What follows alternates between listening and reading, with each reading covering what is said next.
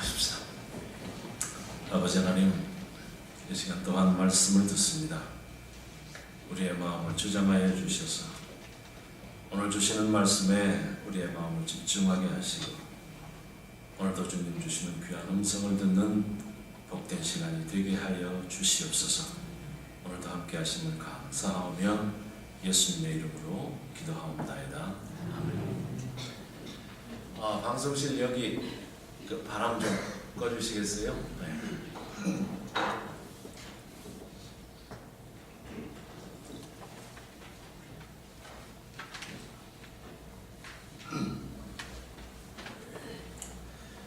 네, 서양의 오래된 풍습 가운데 시집가는 딸에게 친정어머니가 이 값비싸고 아름다운 진주를 선물하는 풍습이 있습니다.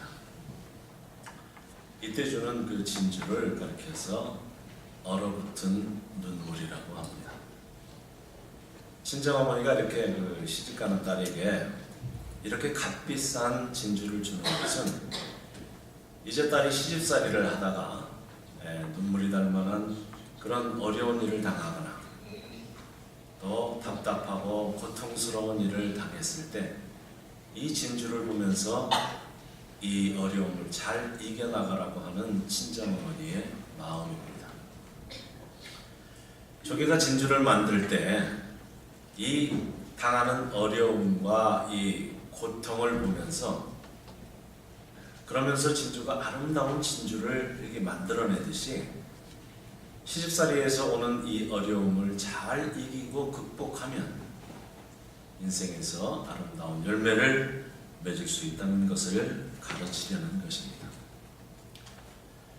이 조개를 연구하는 어떤 분이 재미있는 조사를 했는데 그 진주를 만드는 조개들 중에서 과연 몇 개의 진주가 나올까 하고 이렇게 조사를 해봤는데 10,000개의 그 진주를 만드는 조개들 가운데서도 1개의 천연 진주가 나오기가 어렵다고 합니다. 그만큼 이 진주는 이 희소 가치가 높고 그래서 또 값이 몹시 비싸기도 하고 예전에는 이 진주를 아무나 가질 수 있는 것이 아니라 왕족이나 귀족만이 가질 수 있는 그런 귀한 가치가 있는 보석이었습니다. 그런데 조개가 이제 이 진주를 만드는 과정을 보면 조개가 이제 먹이를 이렇게 먹을 때 먹이와 함께 모래나 아니면 돌조각 같은 것들이 같이 들어오게 됩니다.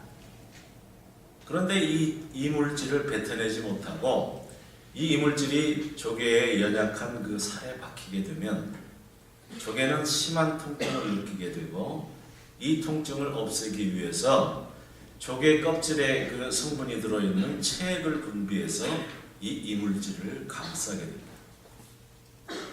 그런데 조개가 이 체액을 한 번 분비할 때마다 엄청난 고통을 느끼게 되는데 이 진주 하나를 만들려면 조개가 수천 번의 이 체액을 분비를 해서 들어온 이물질을 감싸고 또 감싸고 해서 수천 층의 이 층을 만들어야 하나의 진주가 만들어지는 것입니다.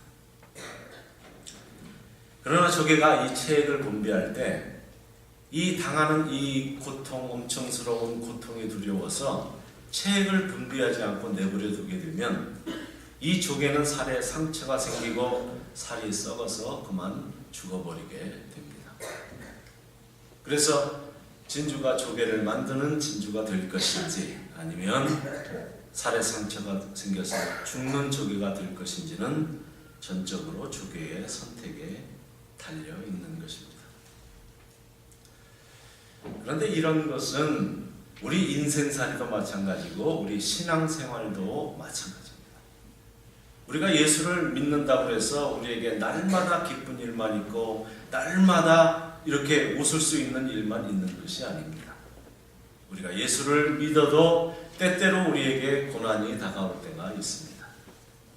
이럴 때 이 고난을 믿음으로 잘 이기고 통과하게 되면 그 사람의 믿음이 성장하게 되고 단단하게 되고 또 복된 삶을 살게 되지만 이 고난이 올 때 원망을 하고 불평을 하고 또 그 사람의 믿음이 무너지고 기도하지 않게 되면 이 고난은 그 사람을 더욱더 힘들게 하고 어렵게 하는 것을 볼 수가 있습니다.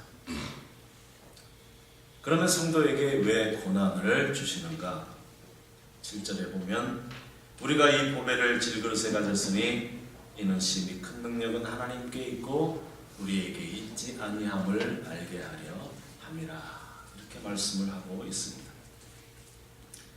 지금 읽은 7절에 보니까 사도 바울은 자신과 성도들을 가리켜서 질그릇이다 이렇게 하고 있습니다. 여러분들 잘 알다시피 이 질그릇은 아름다운 그릇으로 또 귀한 그릇으로 쓰려고 거기에다가 온갖 첨가물을 넣어서 만든 그러한 그릇이 아닙니다. 질그릇은 그저 흙으로 빚어가지고 흙을 구워서 만든 그릇입니다. 그래서 이 그릇은 광채도 없고 단단하지도 않아서 연약하고 깨지기가 쉬운 그러한 그릇입니다. 또 질그릇은 보잘것이 없어서 이렇게 귀한 그릇으로 사용되지도 않습니다. 그런데 바울은 오늘 우리에게 너희는 질그릇이다 이렇게 이야기를 하고 있습니다. 그런데 성경에 보면 하나님께서 우리 인간을 어떻게 지으셨냐면 하나님께서 우리 인간을 창조하실 때 우리의 형상과 모양을 따라서 우리 인간을 귀한 존재로 지으셨어요. 그런데 하나님의 말씀을 순종하고 그 말씀대로 살아야 될 인간이 뱀의 유혹을 받아서 하나님의 말씀을 불순종하고 범죄함으로 인해 사탄의 노예가 되고 죄의 노예가 되어서 하나님의 이 형상을 잃어버리고 하나님의 모양을 잃어버렸습니다. 그래서 우리는 질그릇과 같은 이러한 존재가 되고 연약하고 깨지기 쉬운 이러한 질그릇과 같은 존재가 된 것입니다.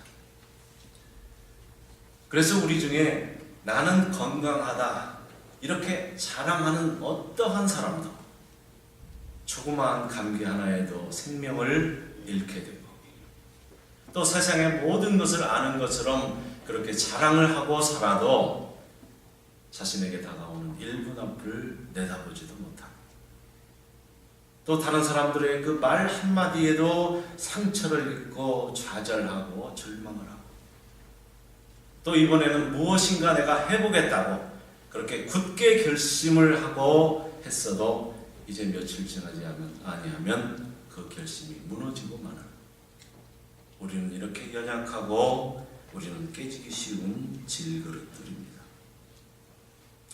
그런데 7절 말씀해 보니까 이 질그릇에 보배를 가졌다 이렇게 말씀을 합니다. 다시 말하면 우리 안에 예수를 믿는 저와 여러분 안에 보배가 있다는 것입니다. 그럼 이 보배는 무엇이겠습니까?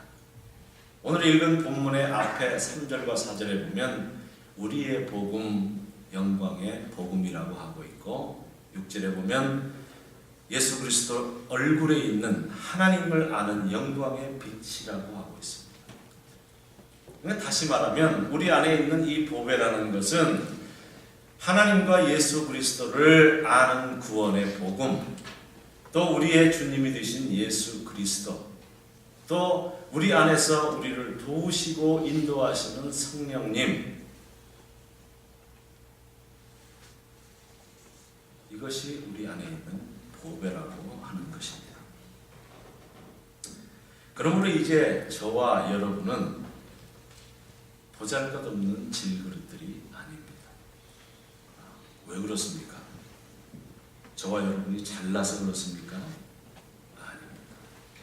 질그릇인 우리가 잘나서 값이 나가서 우리가 이제는 더 이상 보잘것없는 질그릇이 아니라 우리 안에 보배가 있기 때문에 우리가 이 보배를 담고 있는 그릇이기 때문에 우리가 존귀한 자들이 되고 우리가 하나님의 자녀가 되고 우리가 구원받은 백성이 된 것입니다.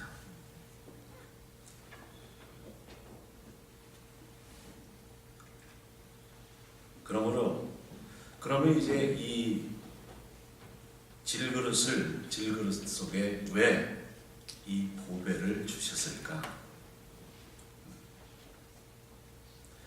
그 이유를 7절 후반절에서 이렇게 말씀합니다.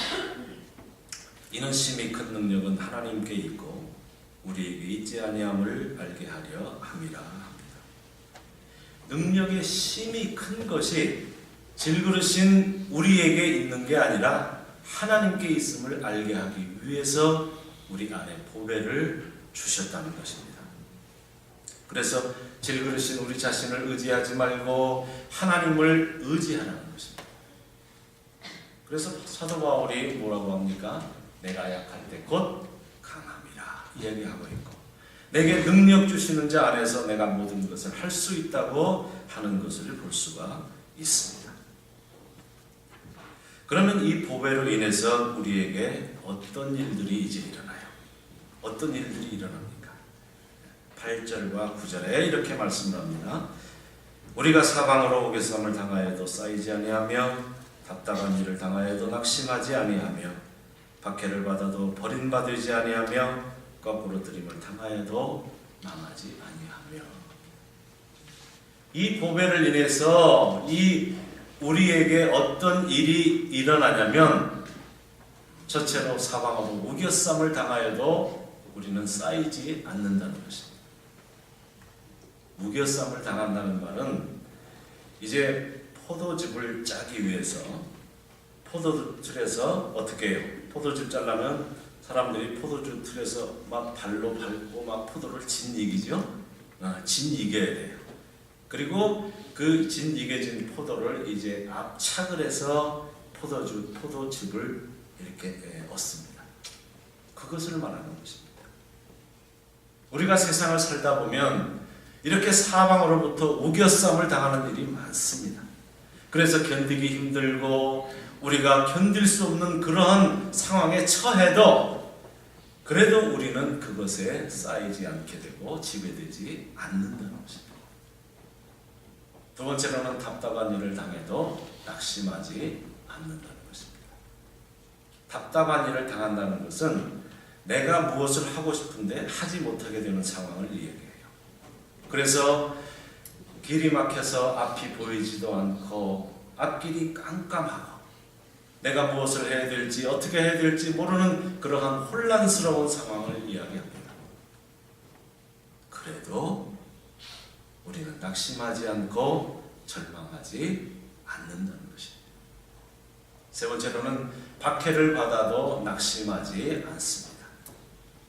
심한 압박을 받아서 견딜 수 없는 그런 상황이 되어도 우리는 결코 버림바가 되지 않습니다. 네 번째로는 거꾸로 들임을 당해도 망하지 않습니다. 거꾸로 들임을 당한다는 것은 무엇을 이야기하냐면 가장 낮은 곳에 던져져 가지고 가장 비참한 상황에 처해지는 걸 얘기해요. 그런 상황이 된다고 해도 우리는 결코 망하지 않는다는 것입니다. 여러분, 세상을 살다 보면 이러한 일들이 얼마나 우리에게 많습니까? 그래서 우리 연로하신 분들 다 얘기 들어보면 살아온 인생이 책으로 몇 권? 무지하게 많다고 합니다. 책으로 몇 권을 써도 다 못한다고 얘기해요. 우리가 인생을 살다 보면 이러한 어려운 일, 힘든 일이 우리에게 다가옵니다. 그러나 보배가 있는 우리는 그것에 쌓이지 않고 낙심하지 않고 망하지 않는다는 것입니다.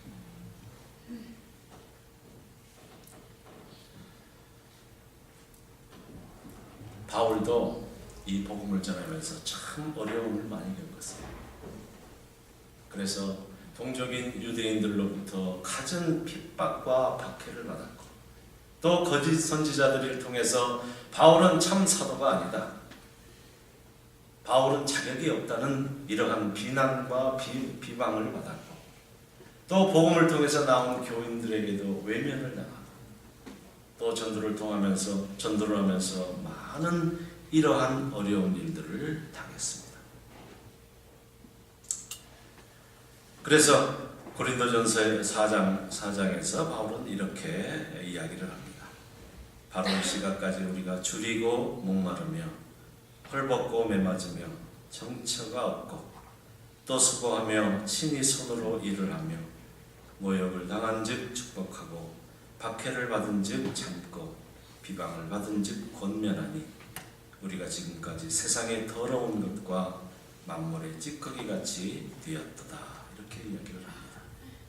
또 고린도서 11장에 보면 내가 수고를 넘치도록 하고 옥에 갇히기도 더 많이 하고 매도 수없이 맞고 여러 번 죽을 뻔하였으니 유대인들에게 40에서 하나가만 매를 5번 맞았으며 3번 태장으로 1번 돌로 맞고 3번 파선하고 일주일을 깊은 바다에서 지냈으며 여러 번 여행하면서 강의 위험과 강도의 위험과 동족의 위험과 이방인의 위험과 시내의 위험과 광야의 위험과 바다의 위험과 거짓 형제 중에 위험을 당하고 또 수고하며 애쓰고 여러 번 차지 못하고 줄이며 목마르고 여러 번 굶고 춥고 헐벗었노라 합니다. 바울은 이런 힘든 고난 가운데서도 오늘 본문의 말씀을 통해서 무엇이라고 이야기합니까? 우리가 사방으로 우겨 쌓임을 당해도 쌓이지 아니하고 우리가 답답한 일을 당하여도 우리가 낙심치 아니하고 우리가 박해를 당하여도 버림받지 아니하고 우겨쌈을 당하여도 망하지 아니하였다고 이야기하고 있습니다. 어떻게 바울이 이러한 삶을 살 수 있었습니까? 그것은 그의 안에 있는 보배 때문에 복음의 소망을 누리고 우리 주님 주시는 이 능력과 성령의 인도하심과 역사하심을 따라서 그렇게 살 수 있었다고 하는 것입니다. 그런데 사람들은 자꾸 어디에 열심을 내냐면 이 질그릇을 치장하는 데 열심을 내요. 그래서 어떻게 하면 이 질그릇을 치장을 하고 여기에다가 색칠을 하고 모양을 내서 어떻게 하면 다른 사람들에게 그럴듯하게 보일 수 있을까 하는데 열심히 해요. 그러나 여러분 아무리 질그릇이라 여러분 금칠을 해보세요. 그게 금그릇이 되나요? 아무리 색칠을 하고 모양을 내고 치장을 해도 질그릇은 질그릇일 뿐입니다.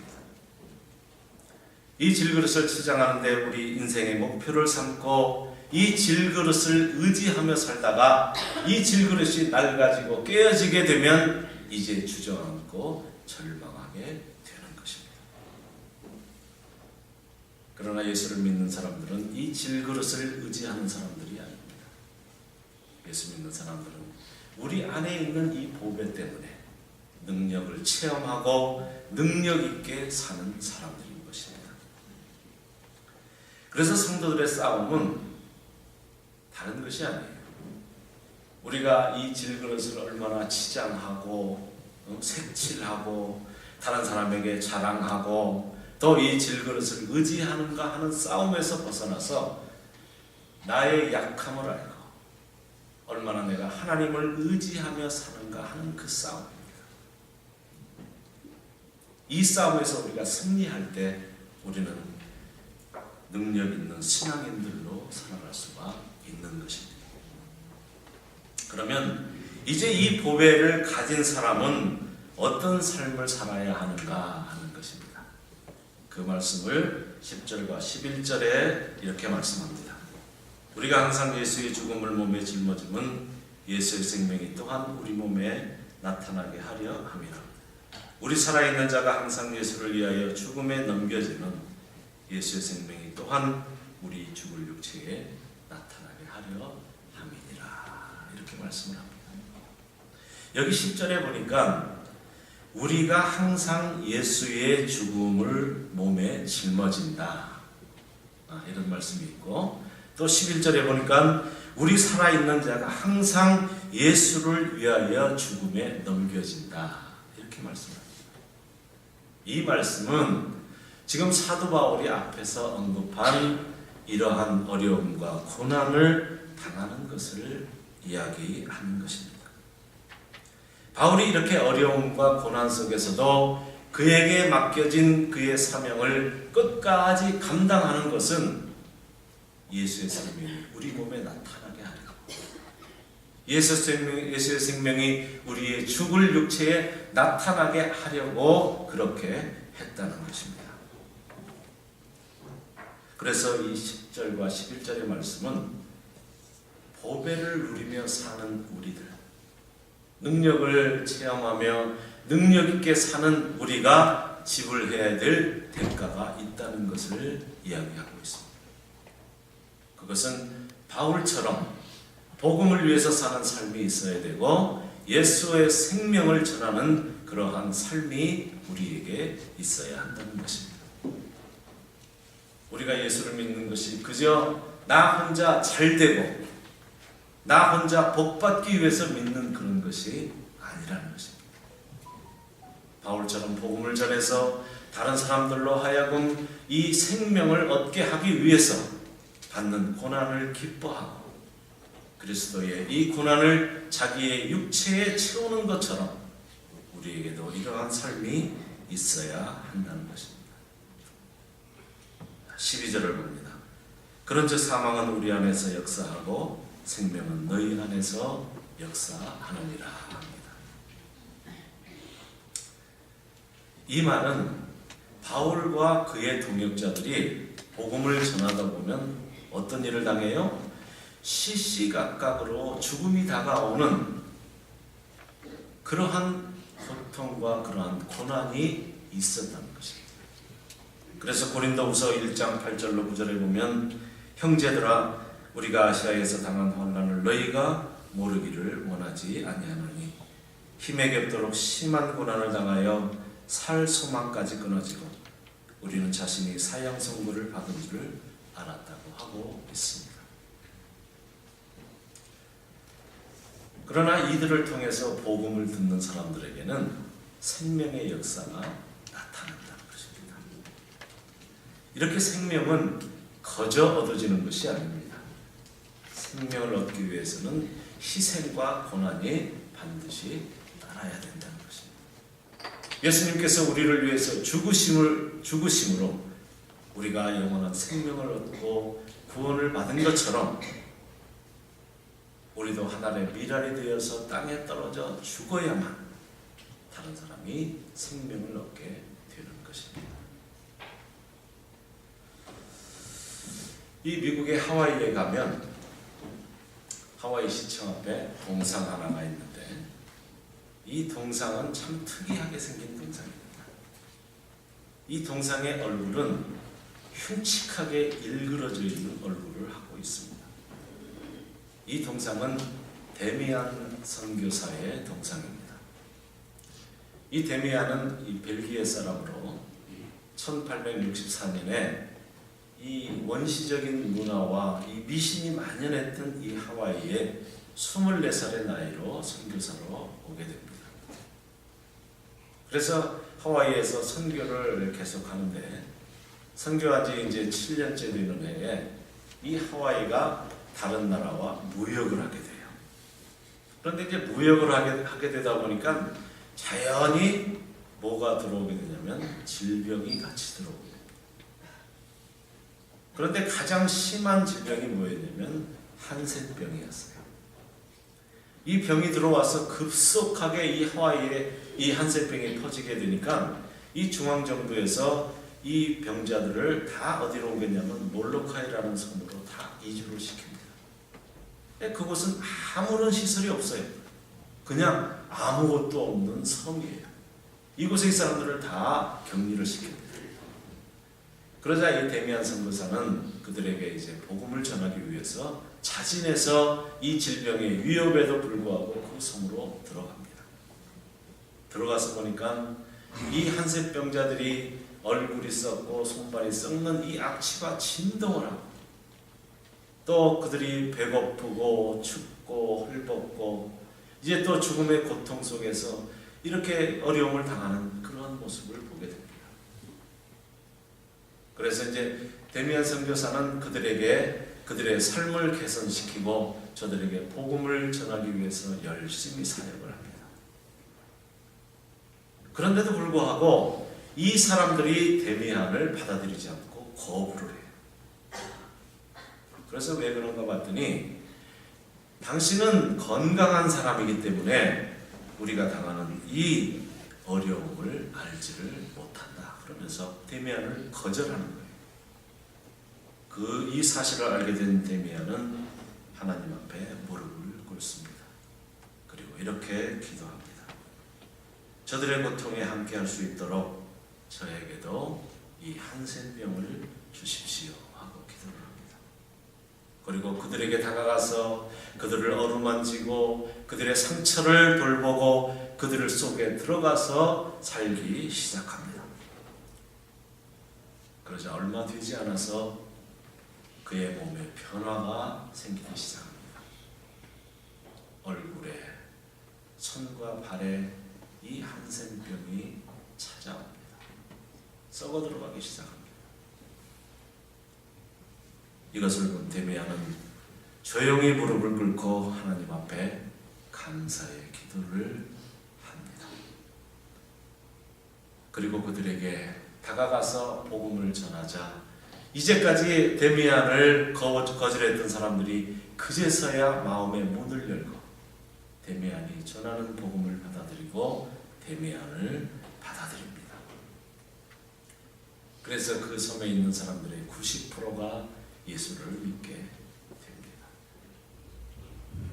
그리고 그가 이렇게 선교 사역을 한 지 16년째 되는 49살에 이제 죽음을 앞두고 하나님 앞에 이렇게 고백을 합니다. 나로 이 병에 걸리게 하신 것은 하나님이 이 많은 사람들을 구원하시려고 나를 그들과 같이 되게 하셨다. 이렇게 이야기를 하고 숨을 거두게 됩니다. 하늘의 미랄이 떨어져서 죽으니까 이와 같이 많은 열매를 맺게 된 것입니다. 성도 여러분, 오늘 우리에게 주시는 말씀은 우리는 질그릇과 같이 연약하고 보잘것이 없지만 이 질그릇 안에 보배가 있어서 우리가 귀한 존재이며 또한 능력 있는 삶을 살게 됨을 말씀해 주고 있습니다. 그리고 이 보배를 누리는 자들에게 지불해야 될 대가가 있음을 또한 말씀을 하고 있습니다. 그것은 주님을 위해서, 복음을 위해서 사는 삶이 있어야 하고 이를 위해서 당하는 고난을 기꺼이 감당하며 사람들에게 예수의 생명을 얻게 하는 삶이 우리에게 반드시 있어야 한다는 것입니다. 이것이 그리스도인의 삶이고 이것이 우리 안에 보배가 있는 이유입니다. 그리고 이런 삶을 사는 사람들에게는 오늘 읽지는 않았지만 뒤에 나오는 말씀을 보면 우리의 겉사람은 낡아지나 우리의 속사람은 날로 새로워지며 또 영원한 부활의 생명을 얻게 되고 우리가 이 땅에 삶을 마치고 하나님 앞에 서는 그날에 하나님께서 우리에게 영원한 생명의 면류관을 주실 것을 말씀하고 있습니다. 오늘도 예배에 참석한 우리 모든 성도 여러분, 우리는 다 질그릇과 같은 존재입니다. 이 질그릇은 언젠가는 낡아지고 깨어지고 없어질 것입니다. 그러나 우리 안에 여러분 보배가 있습니다. 이 보배를 통해서 여러분 날마다 능력 있는 삶을 살아가게 되시기를 바라고 우리가 그리스도인으로서 그리스도의 복음, 예수의 생명을 전하는 이러한 귀한 삶을 사셔서 하나님 주시는 이 귀한 은혜들을 누리며 살아가게 되시기를 주님의 이름으로 축원합니다.